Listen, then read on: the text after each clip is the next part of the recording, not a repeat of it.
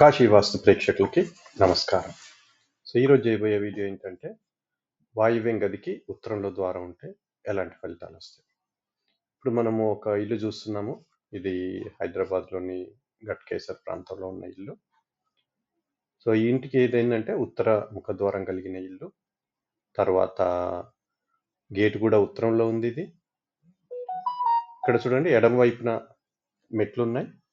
Elevation లాగా కనిపిస్తుంది చెట్టు వెనకాల, అవి మెట్లు. సో వాయువ్యంలో మెట్లు ఉన్నాయి. సో మెట్లతో పాటు గేటు కూడా ఉత్తరంలోనే ఉంది. తర్వాత ముఖద్వారం వచ్చేసి ఈశాన్యం గదికి మధ్యలో ఉంది. ఎడమవైపున చూడండి, సో మీకు ద్వారం కనిపిస్తుంది. మెట్లకి ఇంటికి మధ్యలో ఒక ద్వారం కనిపిస్తుంది సందులో. సో ఆ గది వచ్చి వాయువ్యం గది. సో ఆ వాయువ్యం గదికి ఉత్తరంలో ద్వారం ఉంది. సో ఎడమవైపున టేక్ ద్వారం వచ్చేసి ఈశాన్య ద్వారం. సో ఈశాన్యంలో ఉంది.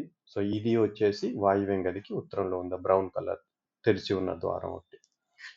సో ఇదేంటంటే, ఇలాంటి ద్వారం ఎప్పుడు కూడా ఉత్తర వాయువ్య ద్వారం ఇచ్చే ఫలితమే ఇస్తుంది. దాని స్థానంతో సంబంధం లేకుండా, అది N5లో పడ్డా, N3లో పడ్డా, ముఖ్య, బల్లాట, సోమ ఎక్కడ పడినా సరే. సో అది ఎందుకంటే వాయువ్య గదికి అలా ఉత్తరంలో నుంచి ప్రవేశ ద్వారం కానీ నిష్క్రమణ ద్వారం కానీ ఉండకూడదు. సో అది ఎప్పుడు కూడా వాయువ్య ద్వారం ఇచ్చే ఫలితమే ఇస్తుంది. తర్వాత ఏంటంటే, సో ఈ దేవతా స్థానాల ప్రకారం ఎక్కడ పడిందని అడుగుతూ ఉంటారు.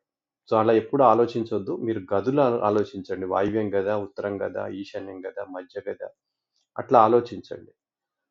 తర్వాత ఏంటంటే, సో ఇది ఎలా నమ్మాలి అంటే, ఇలా ఉందని మీరు పరిశీలించండి.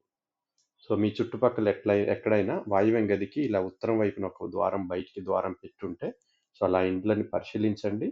సో వాళ్ళు ఎలా ఉన్నారు, వాళ్ళు ఎప్పుడు తగులాడుకుంటూ ఉంటారా, అలా పరిశీలించండి. సో ఈ ద్వారం ఏంటంటే, ఇది వాయువ్య దోషం కింద భావిస్తాం. సో వాయువ్య దోషంలో ఎలాంటి ఫలితాలు ఉంటాయి? సో మనశ్శాంతి లోపించడం, కుటుంబ కలహాలు, కోర్టు కేసులు, సో నష్టాలు, ఆర్థిక నష్టాలు, చిన్న ప్రమాదాలు కూడా జరుగుతూ ఉంటాయి. అది కూడా పరిశీలించాము. సో ఇట్లాంటి సమస్యలు వచ్చే అవకాశం. సో మీరు అవన్నీ పరిశీలించండి. మీ చుట్టుపక్కల మీ బంధువులు ఎవరైనా ఇలాంటి ద్వారం ఉంటే వాళ్ళని పరిశీలించి అప్పుడు నమ్మండి, ఇది కరెక్టా కాదా. సో ఇది నా పుస్తకంలో కూడా వివరించాను. పేజ్ నెంబర్ 221లో వివరించాను. సో వాయువ్యం గదికి ఉత్తర ద్వారం పెడితే ఎలాంటి ఫలితం ఉంటుంది అన్నది. సో అందరూ కూడా గమనించండి, ఆలోచించండి, మీరు పరిశీలించండి. వాస్తుని ఎప్పుడు కూడా నమ్మొద్దు. సో ఇతరులు చెప్పిన దాన్ని నమ్మాల్సిన అవసరం లేదు, ఎవరు చెప్పినా.